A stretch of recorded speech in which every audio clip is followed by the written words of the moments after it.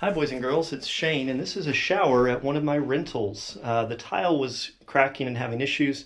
The floor pan seemed to be okay, so we decided to refinish the walls with something called microcement. So I've got it all sealed up and ready to go. I've never tried this before. I've seen some videos of it, and it seems like it could turn out really cool. But I honestly have no idea what to expect. So follow with me on this journey. I'll show you the mistakes I make along the way and see if we're happy with the result. So there are some high spots from the mortar that's part of these joints, and I need to smooth those out. So I'm just going to use the edge of my trowel and kind of run over all of these areas. Alright, so we're using a Surecrete microcement. Let's cut open this bag here. I'm going to put some water in this bucket.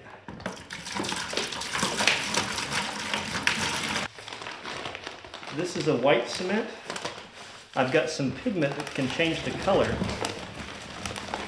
So we're going to see how well this works to be able to create a nice industrial concrete look. Now let's mix it up.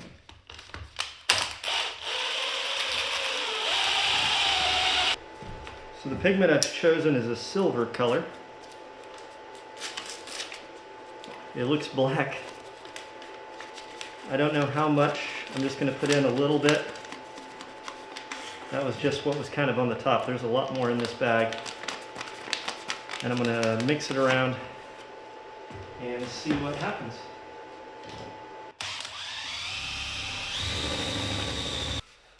So I'm going to take some out of the trowel.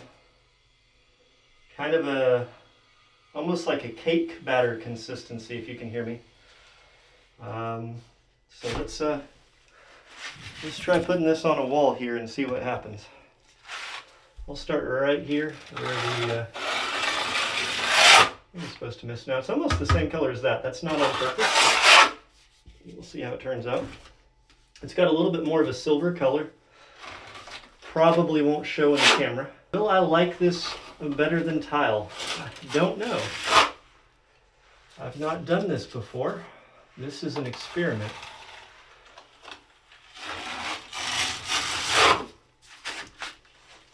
One of the things that's important in life is to push ourselves out of the things that we're comfortable with or the ways that we've always done things. I have done a lot of tile showers. I've done a lot of tile backsplashes and bathtubs and all those things. I'm very comfortable with that. I know this is probably even going to cost more than if I were to tile it. I don't think this is going to be saving money. So for everybody typing in the Slumlord Special comments right now, that's not what this is about. This is about me trying new things, allowing myself to explore new things, and finding out what's good about those things. Perhaps learning some new technique or a new thing. Learn if this product will help me to provide a better home for people, or for perhaps become a more economical way to flip a house or renovate a house. Or maybe this product will be perfect for a person that's not got a lot of skill with tile, but they could still do this, and I could recommend this to people who want to DIY something, but tile and having to measure and cut would be too much for them. People will often ask me about how I know how to do so many things. You know, how do I know how to do tile? How do I know how to do plumbing or electrical or whatever? And really the way I learn is I'm not afraid to try and mess up. And sometimes I make big mistakes that I have to go back and redo, but that's okay. I learn from those mistakes, and compared to paying for an education, it's a lot cheaper just to make a few mistakes and make a few successes along the way. I actually kind of think I'm going to like this the more I'm putting it on here. I've definitely had my moments of skepticism. I think anytime you're doing a project, it's normal to be skeptical. Like, oh, there's no way, this isn't going to turn out very good.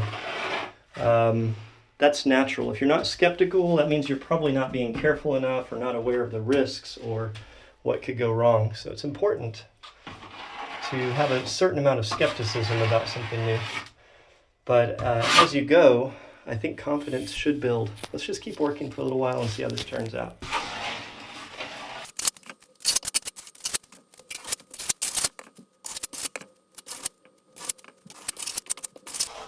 So I'm trying to blend in. I've got two different batches mixed and they're different colors. I do this very similar to the way I do my walls, where I'm putting a spot on of the darker and then stretching it across. And I think this is going to make a nice texture when we're done. Wonder how this will dry. It's a new day and it's dry, but there's all these little spots that are sticking up all over. So I don't know if you can see these. Just a little bit rough.